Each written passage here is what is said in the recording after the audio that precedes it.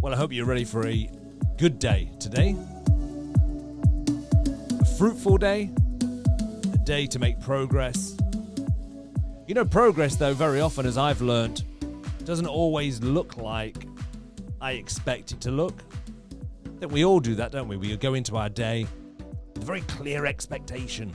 This is what progress looks like or should look like.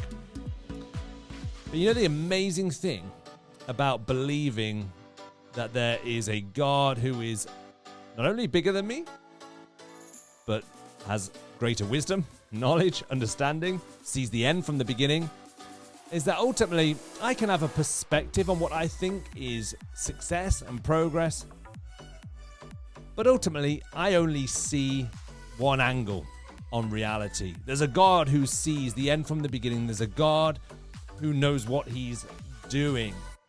And whatever yesterday looked like, whatever this past week has looked like, maybe it's been a mixed bag of some good, some bad, some indifferent. Maybe it's been a pretty bad week.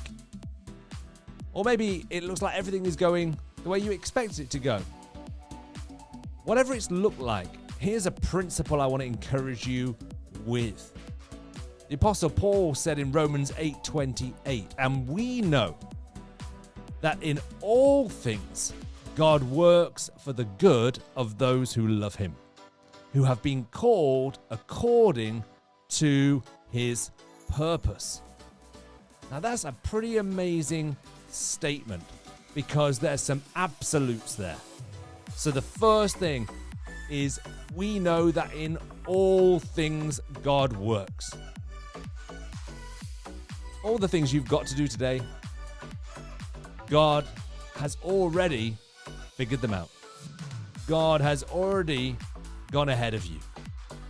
Whether there's that awkward conversation, whether there's that challenging problem you're trying to solve, God's already gone ahead and God has already prepared a route that is fruitful, that is going to bring progress. And God is with you. One of the names of God is Emmanuel. He is God with us. So the God has already worked it out is working alongside you right now. You're not alone.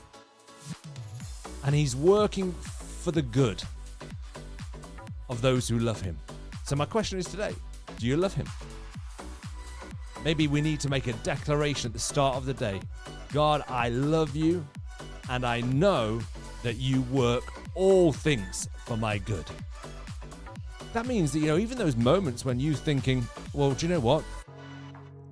I'm not sure that this is all going in the right direction. I'm not sure that this is supposed to happen. Have I got this right? Have you ever second-guessed yourself? I tell you what, I do that all the time. I don't trust my own judgment sometimes. And yet, this gives me comfort. In fact, even recently, this has given me comfort. Even in the decisions where I'm second-guessing myself, am I making the right decision or the wrong decision? Is there something that I don't know that I need to know that by not knowing I'm going to make a terrible mistake? But I can rely on the fact that in all things, God works for the good of those who love him.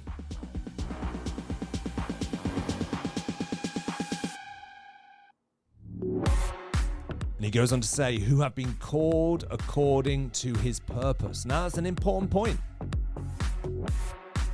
The God who has called you doesn't call you without equipping you.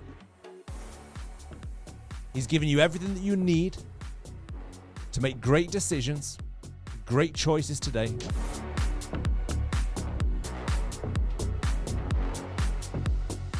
So just chill out a little bit. I know my wife says that to me. I can overthink and almost put too much importance on my role in the decision making.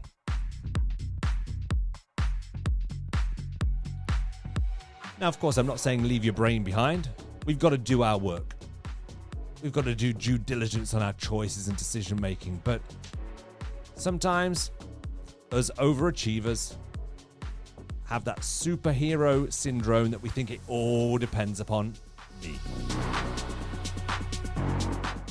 Yeah, I'm speaking to you.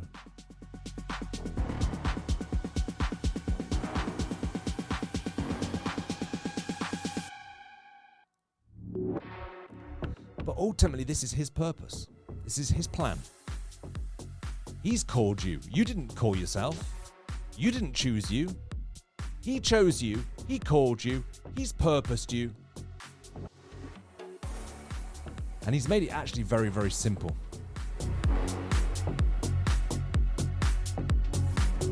It's you and I that overcomplicate it. And you know what the simplicity is? Once again, we need to do what the Apostle Paul said in Romans chapter 12. Offer up your body as a living sacrifice, holy and pleasing to God. In other words, get in that posture of surrender and say, God, today I surrender all the choices, all the decisions I've got to make. I even surrender some of my judgments where I've said, well, that was a failure. That was a mistake. Some of the things that I thought were failures were actually a part of God's plan.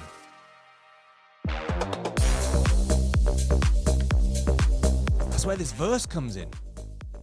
God is working all things together for my good. You may want to declare that out loud right now. God is working out all things for my good.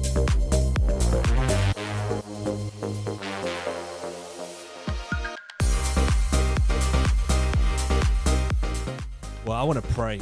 I want to pray for you today that you rest in the knowledge that yes, you've got to do your work. You've got to do your part, but you've also got to surrender to the fact that there's a part where you end and he begins, and he's working it all together. Rest in him. That's a word for you today. Rest in him. Father, we want to thank you for the fact that you invite us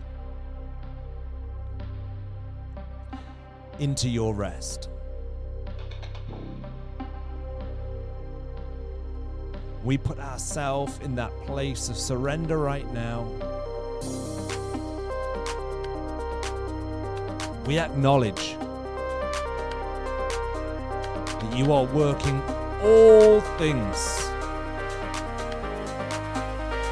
together for our good. Because we love you. We've been called by you. We've been chosen by you.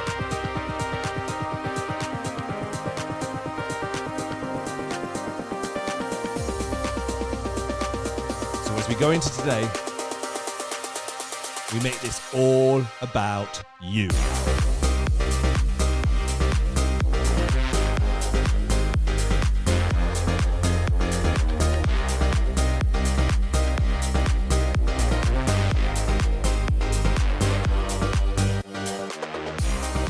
So go for it today. Go from that place of rest, that place of surrender. Trust his work, and he'll empower your decisions and choices as you do it for him and for his kingdom to come on earth as it is in heaven. Remember, today and every day you're a champion, and there's more in you than you think. Till next time, take care.